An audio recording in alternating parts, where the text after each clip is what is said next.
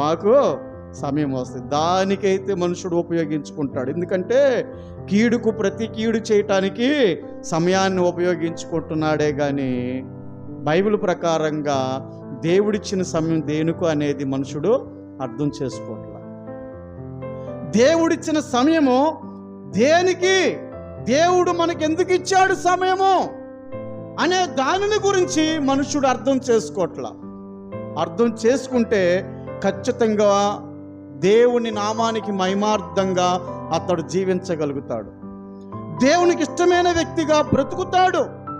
ఈ లోకంలో ప్రతి కీడు చేయకోకుండా, ఎవరికి ఎలాంటి అన్యాయం చేయకోకుండా, ఎవరిని ఏ రీతిగా కూడా బాధ పెట్టుకోకుండా, ఎలాంటి దుష్కర్మకార్యము చేయకోకుండా, దైవ చిత్తానుసారమైన ఆ ఉద్దేశాలను గుర్తెరిగి సమయాన్ని ఎవరైతే గుర్తెరుగుతాడో ఖచ్చితంగా ప్రభు నామానికి